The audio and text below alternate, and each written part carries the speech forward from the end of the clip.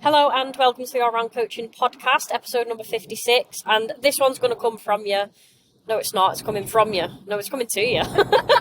It's coming to you in the car. Best start we've ever had. We've just come off the back of an event, which isn't an event that's obviously in my field. It's in Mel's industry, which is the creative industry. Yeah, I've actually dragged you along to one of my events for a change. Yeah, because obviously I've took Mel to all mine. And there was a few things I took away, obviously, despite it not even being in my field. But it was quite inspiring in some ways, because I think one thing I picked up is a lot of the creatives are doing what they're doing because they actually love it, and there wasn't one mention of money, profit, how much they can earn, and like what they can get out of people. And I think over the past few months, it's all I've noticed about mine. Like, all you see is like coaches getting shared and they're earning 10, 20, 30k months, and it makes you feel like that's what you should be doing. And for a short while I was thinking, like, am I doing well, am I not? But I manage my income and I know what I'm earning and what I'm spending, but I've never focused on the money itself. I've always focused on the impact and helping people. So I think your industry, like, it's like night and day. Yeah, I mean, I'm very lucky. I think if you enjoy what you do, I think a lot of people feel this way, but I've always felt that I'm very, very lucky to basically be paid for my hobby. What I call is I colour in for a living effectively, but it's obviously a lot more than that. It's graphic design, it's art direction and advertising. There's a number of different facets to like my bow. I know that's not the phrase, by the way. But obviously an event like this was more centred around obviously like from freelance to team. Which is something I was interested in, just more so that in the future I do eventually want to get to a studio of like 2 or 3, 4, 5 people. And obviously I wanted to kind of just get a few insights from people that had already done it, but it was nice to bring you along effectively to kind of see what my industry is about. And they did mention projects where, like, for example, one of them, they talked about how like the rug had been pulled under the feet on a 90k project, and I think that's the difference between what I do and what you do, is that my stuff's project based rather than people based. Whereas obviously what I've learned from having lived with you is that obviously naturally the people that are making Christ knows what a month is because they've got loads of people, but we've always talked about like how can you possibly service those people correctly if you are earning this amount, because naturally they're buying time, aren't they? Yeah, and I think I've mentioned it to a couple of coaches that I limit my intake. Like, I won't take unlimited people because I know I can't work to that capacity and keep up with it, and I know the quality would drop. So I've always prided myself on, yes, I'm not the biggest earning coach of all time, but I like to keep my quality up there. And I think what it came up in the talk today of one of your guys, like, people buy people, and that's what I've always said. Like, a lot of my clients come to me from a referral or from what they've seen on Instagram. I'll never say I'm the most intelligent coach, because I'm not, like, but I am good at what I do and I can get people the results that they want, as long as obviously it's a communication and a two-way street. But it's nice to know that your industry is, I feel like it's a little bit more helpful. Like, you all kind of want to collaborate, build each other up and help each other.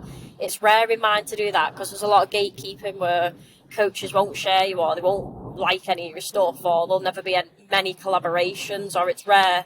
Maybe I'm just surrounding myself with the wrong people, but it's rare that does happen. What do you think what makes people stand out in your industry? Like, because how people stand out in my industry is generally down to the work that they produce. Is that the same with you? Like, is that down to the transformations that you make and the differences that you make and the case studies in those people? Like, what sets you apart? Because is that why people gatekeep? Because effectively people buy people, and if someone's not a very nice person, then they're not obviously going to refer someone else out to that person.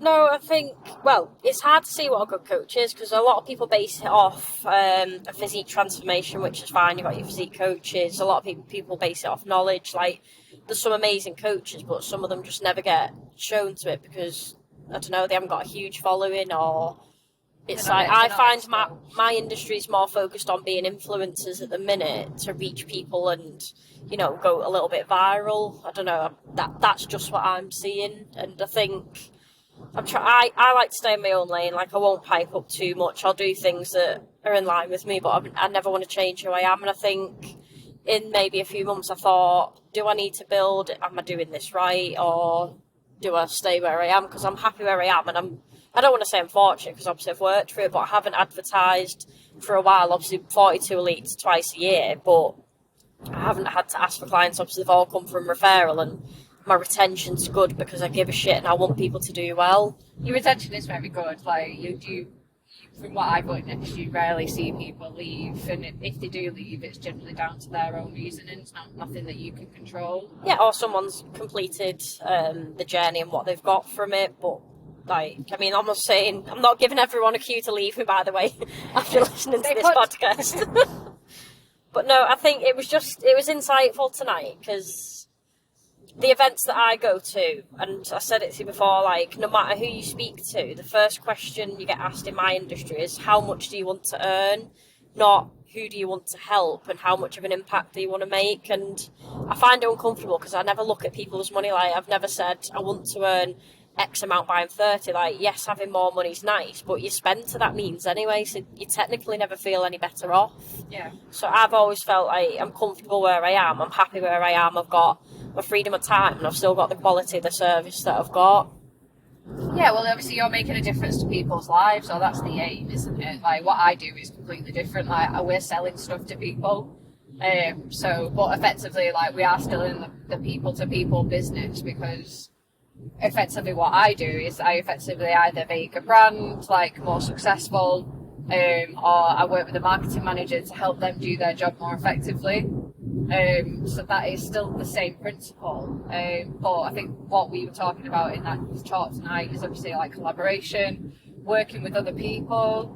And I don't know if it's because it's the nature of what we do. Like, you have to collaborate. Like, I'm not a copywriter, I'm not a photographer, I'm not a videographer, so I have to work with those people and their skill set. So maybe that's why my industry is a little bit more open and collaborative. Yeah, I think it would be nice, and it's obviously up to me to get out there myself as well. I think that's one thing I picked up from tonight. Like, if I wanted to work with other coaches, or like, I like to go to events where I actually learn from them.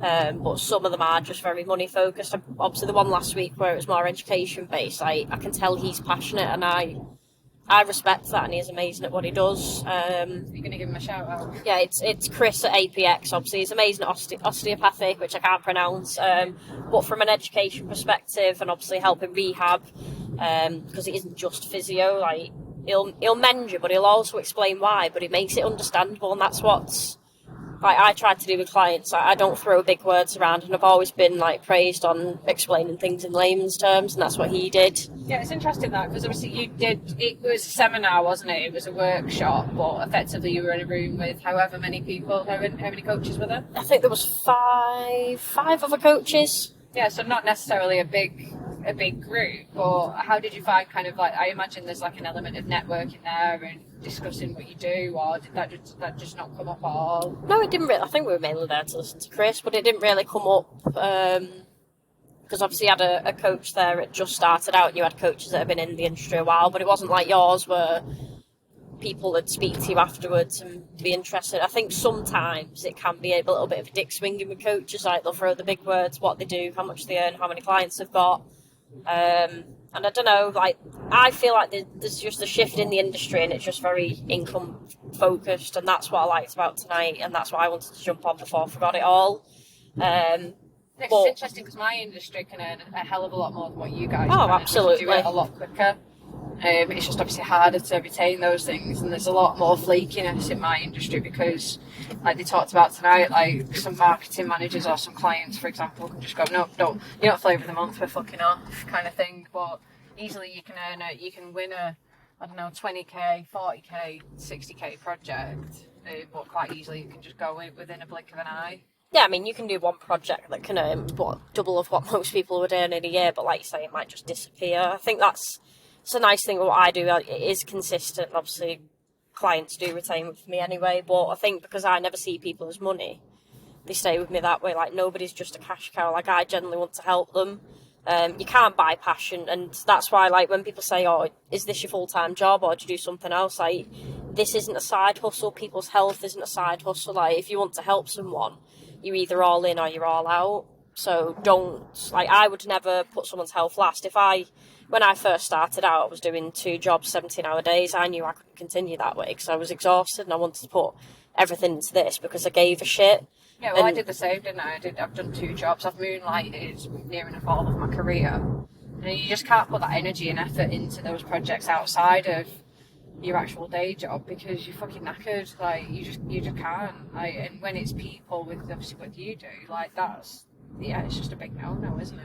Yeah, like the lives matter and they're spending money and investing in you, and I want to give them a return on their investment, whether it's making them feel better, getting them moving. Because the reason I wanted to start in the industry was all the shit advice I got, and like you run of the mill PT where you get a fucking plan which was chicken and rice, veg, run you through a session and then be told that you need carb blockers, you need T5s, like you don't lose body fat, this is why. And it was never sound advice, and it was always you need this, this, and this, rather than you probably need to eat a little bit less. Yeah.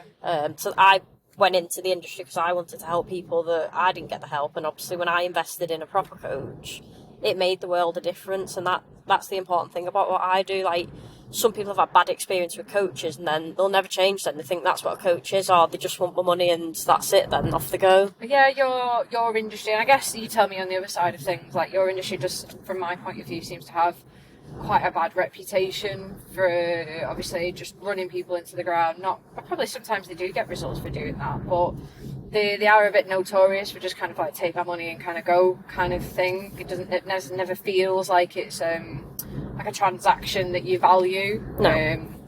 But I don't know if you felt the same. Like, obviously you've worked with other graphic designers or other creatives or web developers, for example. Did you have the kind of same impression that, or they're just doing the thing, knocking it out and fuck off, see you later, goodbye? What do you mean? Like, what was your impression of, like, obviously my industry? Like, I know you've worked with people in a similar vein. I think the people I saw tonight, like, you could tell they were passionate, but I know there will.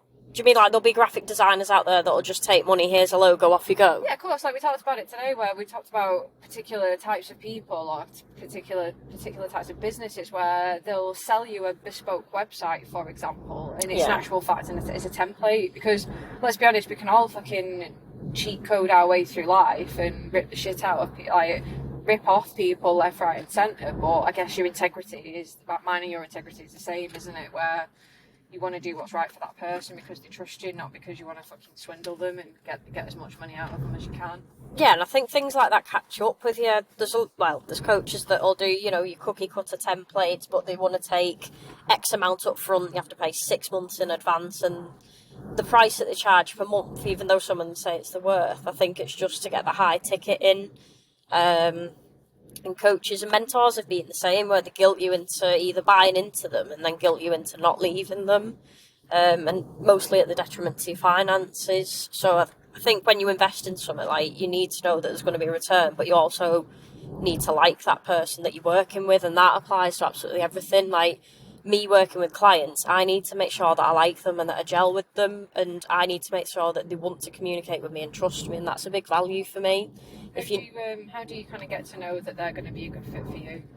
I always say your first 3 months are a good decider, but when clients don't communicate, they're not gaining the value from the service because they aren't speaking to me. They aren't speaking to me because they've probably not been coached. Some people might not be ready for it. Some people might learn maybe how I work and how they need to work, and it does take time. I always say not everyone's been a success with me and not everyone's gelled with me, but the ones that have done the best, and obviously a lot of them are still with me from day one, which I'm pretty proud of myself. Obviously, I'm not saying I just keep people for the sake of it, but they still see value in what I do, and they value, like, the accountability, and they value the support.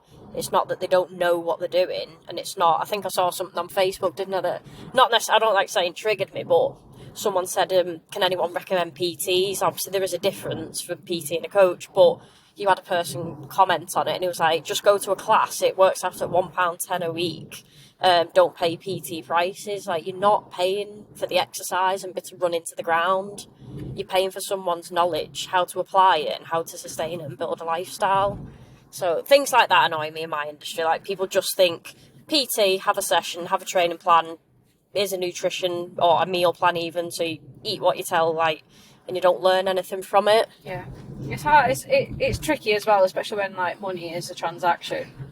Effectively having them boundaries, because I've got clients that obviously pay a lot more than other clients. Obviously, you naturally have your tiers, don't you? And I guess it's the same with you, with like your different packages and your different kind of products. To not then have that kind of how you doing to everybody. Do you know what I mean? Yeah. It's really hard to have that because like we're both very similar in terms of like I certainly want to help as many people as I possibly can, and I'm sure you're the same.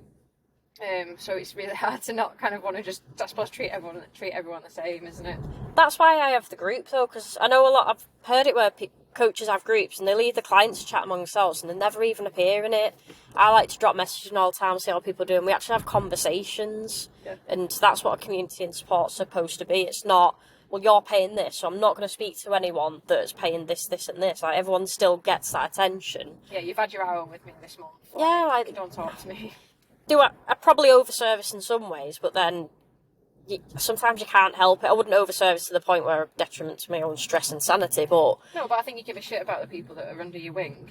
Yeah, like, they're investing in me, and I take pride in what I do, and I want them to have a good journey as well, and go away and say, I had a coach, and it helped me get to this point, and I'd feel proud of that. I never want to be a detriment to anyone's health or make them worse, and that's why, if I know I can't help someone, I'll refer out, whether it's someone that's struggling with their eating or if they need specific exercise, if they need rehab. I know that that's not my lane, and I always say to people, like, I know my lane and I stick to it. I'm not trying to be a jack of all trades and be the best. I just want to be the best for the clients that I know I can help. Yeah.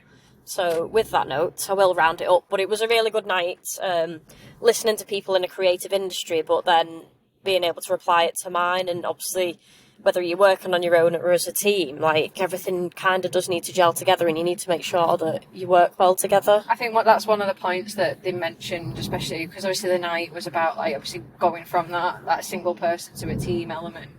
And they talked about actually knowing your core values and what you actually believe in and what you're setting out to do. Essentially, that's the core grounding for everything that you're going to do if you are going to build a team, and whether that's a team in the client sense, or whether that's a team in actual, like, the people that you employ. Like, I thought that was just a really good kind of rounder, really, just to kind of, like, you actually need to know what you're about and what your values are and what you want to get out of, effectively, like, a business, whatever that looks like. Yeah, and you know, one thing though, like, if we went to an event like this and it was for coaches, you'd be paying a good few £100 and it was free. Yeah. And it was free because they actually want to get people together, connect. They don't like saying networking, but getting a community and connection, and I thought that was really nice. Yeah. Because connection's one of my values, and you don't really get that in coaching. Like, you have to pay to get to, and I know, like, if you pay attention, but I took away a lot from tonight, and it was a free event, and I don't know, it was invaluable. So again, maybe us coaches need to do a little bit more free and get each other together and just give back. The doors a little bit more, doesn't it? Because people starting out from the very beginning, I think that's what's different with my industry versus yours. And obviously we have students, we'll have apprentices and stuff like that coming through from the very beginning, and whether you're a good studio or a good creative, like, you normally generally tend to, like, nurture and grow talent because they then, I suppose, influence your thinking and your decision making and design. Like, I don't know if you guys have the similar kind of structure. Like, people first starting out in the industry, like, I guess you're kind of left out on your own, aren't you? Oh God, yeah. Once you qualify, it's very different now because there is more things, like more courses to do. But once you qualify, you were just pushed off into the world. So who's regulating what you guys are doing? Who's regulating and keeping a community of people that actually give a shit about the clients and are figuring out together, like, what's the best way, what's the best app for people, or what's the best process, or how do we discuss the Zoe diet with clients that just attempted to kind of nip into that world. Like, that's the benefit of my kind of community, is that we get to have those kinds of conversations, not necessarily about health and fitness, but ours is more about AI and all that kind of stuff at the moment. But ours is going down that way though. Everybody's using AI to create the content, and sadly enough, probably to create the plans and the nutrition. So it is everything. I know everything's going that way, and it's not. I know I'll be on the back foot by not doing it, but it's not something I'd go down. Like, you try and put anything in, and it just comes up with. You can tell it's a robot, and I think people buy people, so it's no point in going down that avenue for me. No, but I mean, going back a little bit, like, that community of, like, a hub of people that you can go, fucking hell, I'm struggling this month, or fucking hell, like, how was your headspace when obviously it's pissing it down and no one can get out and do the steps? Like, how are you all coping? Like, Yeah. you've not got that community, or is it as accessible because everyone's in different spaces, different gyms? It's so competitive. No, I mean, obviously there's never really a coach I can message and lean on, but then I think that's where I call them my team instead of my clients. Like, my team come in and that's our community. I let them know when I'm struggling like X, Y and Z, so not to just be relatable, but they can see that not everything's perfect, sunshine and rainbows. There you go. So yeah, I will wrap it up now. I know I said I was wrapping it up before, but if you did enjoy this podcast, you can like it and give it a share. And do you know what? It might give someone an insight into coaching, what the business is like, and also the creative industry. Because, funnily enough, like sometimes industries can't kind of link together and have the same message behind them. Yeah. So we will speak to you next episode. Hope you enjoyed the little car ride on this one. Goodbye.